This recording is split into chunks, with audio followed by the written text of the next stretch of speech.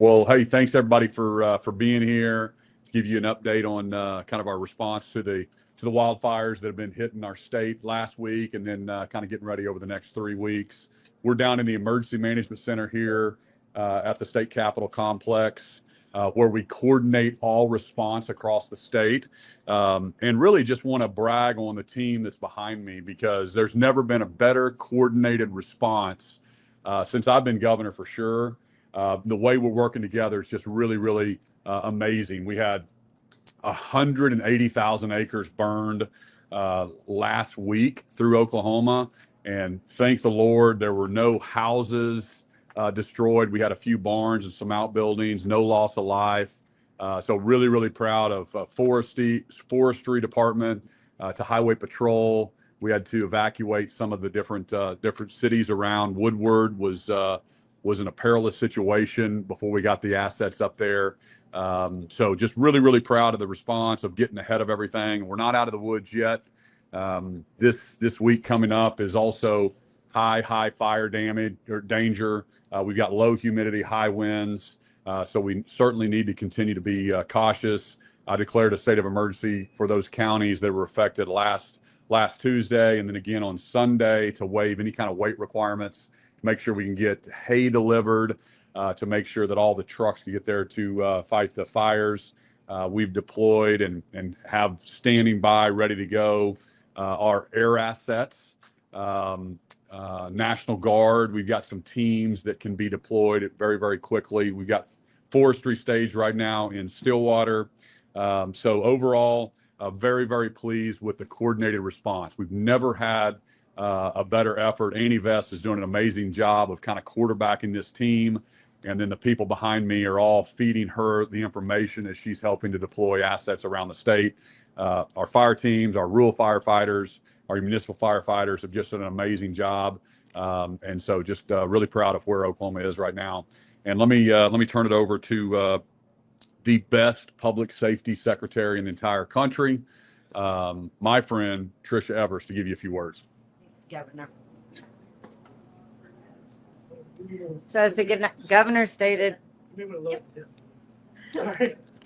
and the shortest.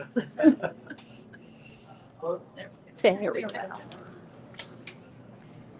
As the governor stated, agency coordination so far has been absolutely outstanding. Every partner has played a key role in making real progress on the wildfire readiness. Today, I also wanted to announce that we'll be releasing the Wildland Task Force report. And Governor Stitt was brilliant. When we have wildfires, that is a public safety issue. So bringing public safety and Secretary Arthur, who will be speaking together with 20 different organizations, rural, urban, wildland firefighting, national weather, emergency managers, tribal nations, utilities, municipal, volunteer, NGOs. And I want you to know that for these 20 organizations worked with 3 subcommittees, dedicated months to reviewing the data, assessing our capabilities, and studying what works well in other states. Their work has shaped a clear, data-driven picture of where we stand and where we need to go. The work group confirmed that Oklahoma's wildfire risk is growing. Changing weather patterns, evolving land use, and expanding development in high-risk areas demand a stronger, more coordinated approach. Our current system has real strengths, but there were gaps that we must close to protect the lives, property, and natural resources. The report that will be released outlines 15 recommendations across 3 priority areas. 1, better state and local coordination, as already seen in this event today. Now, establish a formal statewide fire response plan, modernize county burn ban authority, and fully deploy predictive detection technology. Stronger mitigation, expand the community wildfire protection plans, and create insurance incentives for wildfire-resistant construction. 3, investing in first responders. Expand the tax exemptions for wildland trained volunteers, develop healthcare incentives, launch a statewide recruitment campaign, and partner with Career Tech to deliver wildfire training statewide. This report is only beginning. It is not the end. Wildfire in Oklahoma is no longer a seasonal threat. It's a year-long reality. Progress continues every day, but we know no single level of government can do this alone. It takes all of us, state, local, federal partners working hand in hand with the communities we serve. These 15 recommendations will give a path forward. In public safety, we say that we're better when we work together. We're stronger when we work together. And by having the brilliance of Governor Stitt last year to bring forth public safety and Secretary Arthur, who'll be speaking next, it was the first time in the state's history that all of these entities were in one room together to be able to start working and voicing what matters and what we could do better. So you have seen it in last week and in the preparation for the coming week's response. And it's wonderful when we see what we can do working together. Secretary Arthur, my colleague. Well, good morning. Thank you, Secretary Everest. I want to share with you all a little bit about what we feel like went well last week and then how we're preparing for this week and future weeks here in Oklahoma. I would certainly like to echo the comments of both Governor and Secretary Everest that I think there's no doubt we've got the most collaboration and coordination going on here at the state level with all of the agencies that are a part of wildland fire response, but also down to the local and county level as well. And I think that's what folks want, is people working together to provide the very best response we can. I think certainly last week, where we saw that we had the highest threat in kind of the swath from Weatherford up to Boise City. So that allowed the team here, emergency management, working with our forestry team to pre-position. And as you all are well aware, we had several significant fires, but certainly a significant fire there in Beaver County. So by working together, using that data, and then pre-positioning teams, we're able to provide that rapid response. We always want to talk a lot about our volunteer fire department, our rural fire departments, because those are the folks that show up there first. And then we're doing our best to come in and assist them as well. So it is certainly a collaborative effort. We think we did that well last week. Even with the significant fires, we had people ready and able to respond. I think the other important piece is that we've got 5 fire management assistant grants that have been put in place, and those are FMAGs that then allow the state and other resources to look for reimbursement to those fire expense. Again, there has to be that collaboration from all those levels in order to have those. I will tell you, I had the chance to travel out to Woodward, Beaver County last week. Certainly a tremendous impact on the producers, certainly from the ag level, the producers that were there. But I think what I got to saw firsthand, even though we've got this coordination happening here at Oklahoma City from all of our talented team members, that really translates well to the local level. You see that response happening with our forestry team, with volunteer fire departments, rural fire departments, and responding as needed. Now let's talk about what are we going to do to be as ready as we can for these challenging fire conditions. As the governor mentioned, really challenging day to day. We'll continue to have challenging days. There's a lot of fuel out there on the ground. We had great rain last spring and summer, but that means there's a lot of fuel out there on the ground. So first of all, very thankful for the National Guard and the expertise that they have to be part of this response. And we appreciate the opportunity to work collaboratively with them, but also with the National Weather Service. That's something that Oklahomans are very, very fortunate to have here in the state. And when we think about weather events, we rely on the National Weather Service, but they certainly are an integral part of the decisions that are made by the team here at Emergency Management when we talk about pre-positioning and where those challenging spots are going to be. So we appreciate them. We will also just continue to enhance this collaboration and partnership that we've got from the Department of Ag, Food and Forestry side with DPS, Emergency Management, and the National Guard. We want to have a coordinated response at all levels, and that's what we're going to work on making happen. Also, our incident management team with our forestry staff will be here in Oklahoma City working in collaboration with Director Vest and her team. And then finally want to mention ongoing meeting that's getting finished up, but some of you all are familiar with the Emergency Drought Commission. And those dollars from the Emergency Drought Commission historically have gone out to help specifically ag producers be prepared for drought situations. So $16 million. It will be going out all across all 77 counties for our farmers and ranchers to drought proof their operations as much as possible. And I think that's what we're trying to do from Oklahoma, is be as proactive as we can. And so those drought dollars can be responsive, or they can proactively help those producers. As we know, we certainly need a lot of rain here in Oklahoma. So Drought Commission dollars are going out the door. And then just to finally finish up, want to touch on, we appreciate the media's coverage because of our fires this year. 95% of these fires have been human causes. So we want Oklahomans to do a good job, to be aware, and that's why we appreciate the media sharing that message out there about the weather conditions and the challenges that we have. So just appreciate all the collaborative efforts across the state of Oklahoma, and we'll turn it over to the Director of Emergency Management, Director Annie Vest. Thank you. Thank you all, and welcome to the State EOC. Many of you were here just a few weeks ago for the winter storm, and so we're sure glad to have you here for today's fire event.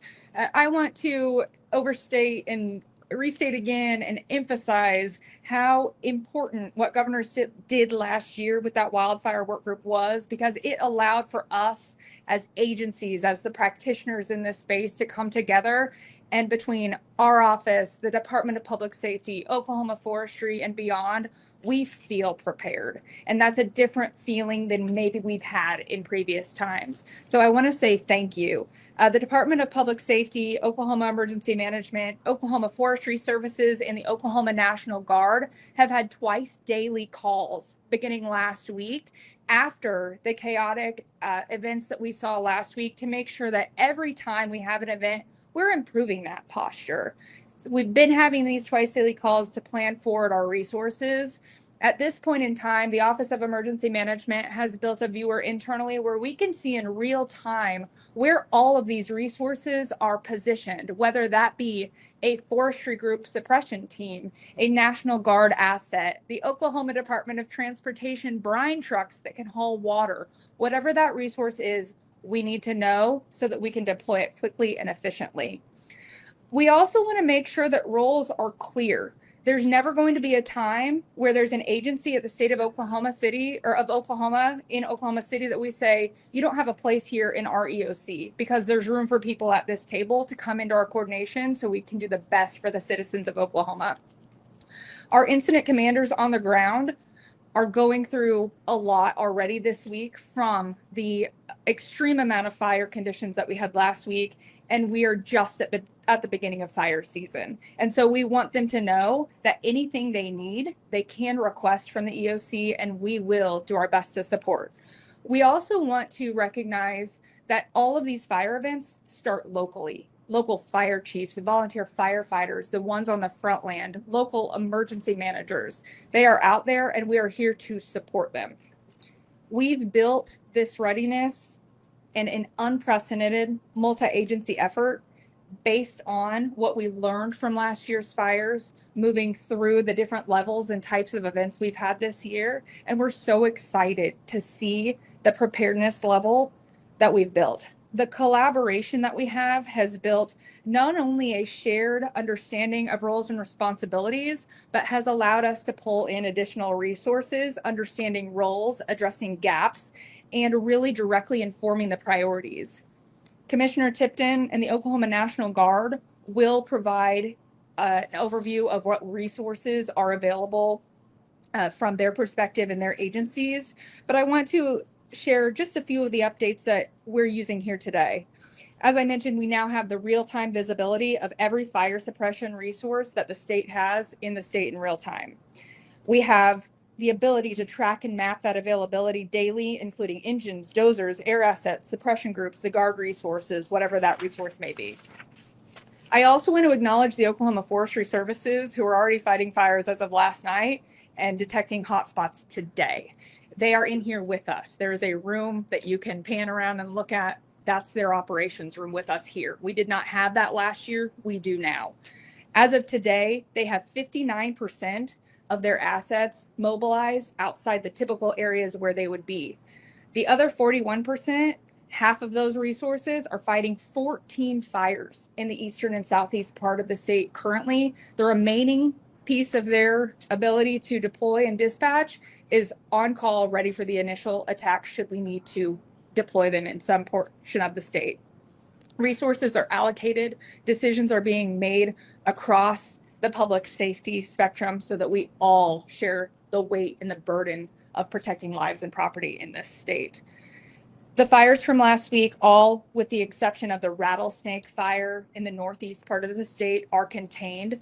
The Bureau of Indian Affairs is reporting that the rattlesnake fire is at 70% of containment.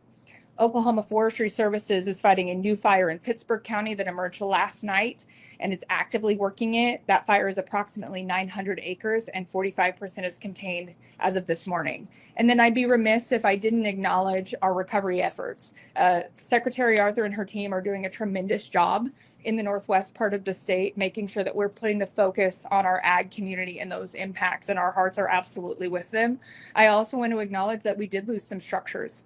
The Baptist men are engaged along with the American Red Cross to help families with ash outs and recovery needs that do emerge in these areas.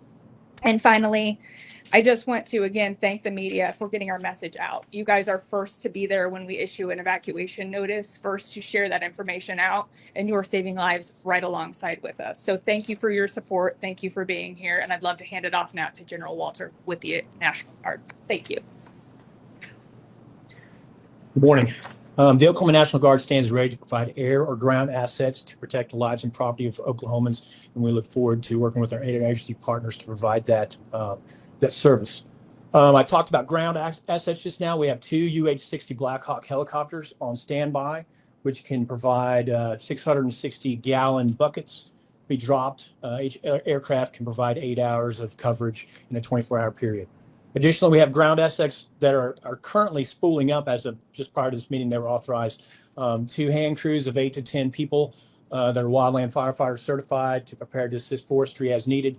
Additionally, the Oklahoma National Guard Wildland Firefighting Program has produced over 80 red card certified soldiers that are an additional capacity for the state.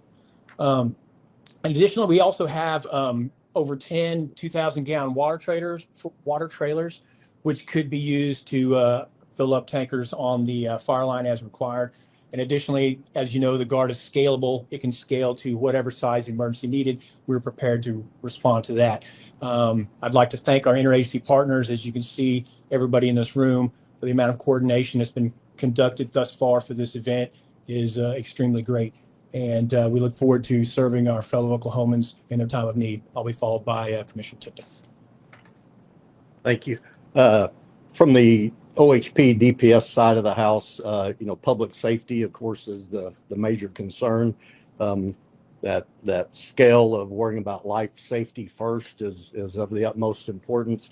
So our part of it is to always be prepared, whether it's evacuations that need to go on, whether it's road closures, working with our local partner agencies, counties, and municipalities to make that happen promptly. I think you saw a good example of that in Woodward last week when the city and residential areas was potentially under attack, and working with those local agencies and our troopers in the area, we were able to conduct those very quickly and safely.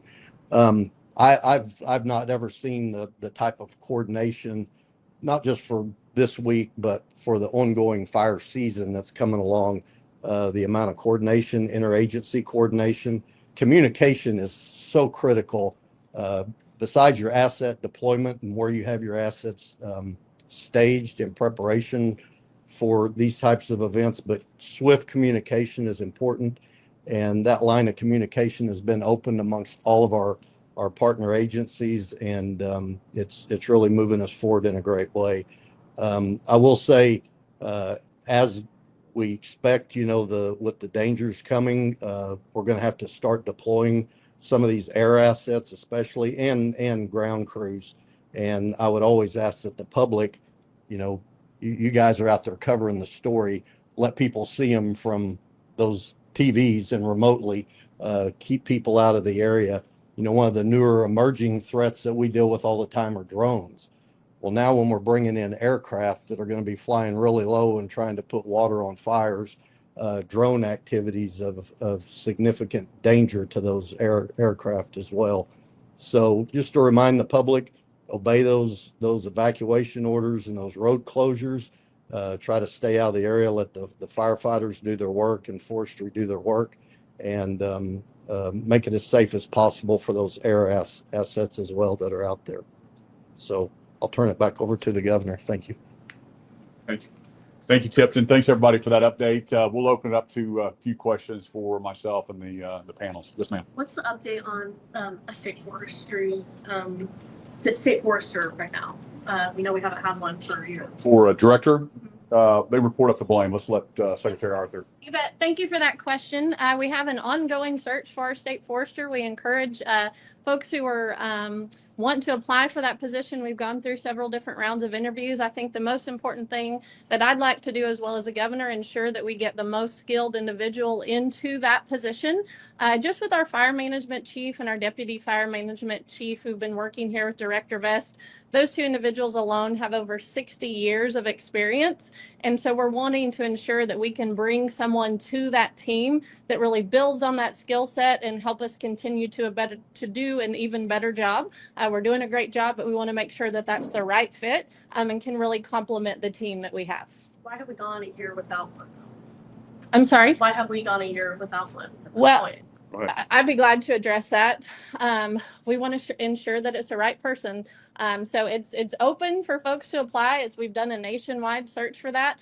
We had a wonderful candidate that his wife said that they didn't want to move from somewhere else, and I respect that. Moving family and kids gets pretty challenging sometimes, and so that's why we just continued to do a great search. I have all the confidence in the world in the team that we do have, but I also want to bring someone that can be a resource for them. I don't think it's beneficial for our two team members to bring somebody that doesn't have as much experience as they do to the table, so we want to make sure complements the team that we have and also does the very best job for the state of Oklahoma. I'd argue maybe we don't need one. They've done a great job this whole year, and we've saved the taxpayer whatever the person's salary was. Yes, ma'am. What are your comments on deploying out-of-state resources? There was a press release over the weekend from the Arkansas Department of Agriculture saying that they were deploying 6 people for 2 weeks, and now Arkansas is saying that they're not coming, and there are concerns that maybe some out-of-state resources are being denied. Are they? You're saying, have we denied Arkansas coming over here? Yeah. Is that what you're asking? Correct. Not to my knowledge. You have an answer to that? Sure. Yeah, absolutely. Addressing the resources initially, before we had the conversations with the Guard, we were exploring bringing in out-of-state resources.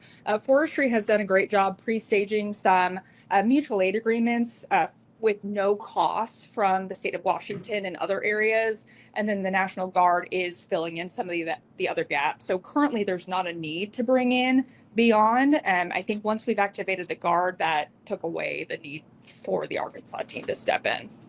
Yeah. We can take one more question. What are you guys doing to increase the number of volunteer firefighters? It's an issue nationwide that there's been a decline. So what steps are you guys doing so rural volunteer fire departments are? Sure, you bet. So question regarding rural firefighters, it is a big challenge, but I would also say to everybody in the room, think about who volunteers to work at the concession stand at your high school or volunteers to be a PTA mom. It's not just volunteer firefighters. I think that's maybe kind of a generational challenge that we're having. To specifically address that, I will tell you our forestry team, that's something that really got brought to light with the task force that Secretary Everest and I were a part of. So we're getting out into the schools, we're getting to the colleges, just having folks who do that on a regular basis. Certainly our forestry team can help communicate that message to those students as well. Just number one, trying to create awareness of that opportunity is where we're starting. But I think just as a general public, volunteering for anything is really, really important. So we're going to continue to work on that. But if anybody has suggestions on how we can do a better job, we'd love to have those and we'll go to work on it. Great. Thank you, everyone. We can have One more? Yeah. I was gonna ask more about the drought grant that we have. Wanted to learn about where that money would go and what tangible outcomes. Yeah. You might touch on, we've done it once before. Yes, sir. A couple times. Yep. Thanks to the governor's leadership, funding from the legislature. So the Emergency Drought Commission has pushed dollars out when we've had drought conditions previously during the governor's administration. So these dollars will go to all 77 counties in the state of Oklahoma. That $16 million will be split evenly, which I believe is $210,000 to each county. For anyone who's interested in utilizing those dollars, a lot of them utilized, of course, by ag producers, but they can go to their local conservation district. Those are in all the counties. There's an application process for that they will start working through. We anticipate to see those dollars moving the middle of March. So that's everything from water taps to pond cleanouts. We've done cover crops historically. So it's being responsive to the challenges that our livestock producers have, especially all ag producers, but also trying to invest dollars to say, how can we be better prepared? We've got some great data. I'll be glad to get it to you. I don't want to reel it off the top of my head, but we've had a tremendous increase in the water capacity that our ponds can hold from dollars that have been utilized previously. I can give you the number of cattle that we can now water that we couldn't historically, what that capacity is. So trying to be responsive, but also proactive moving forward as well. Thank you.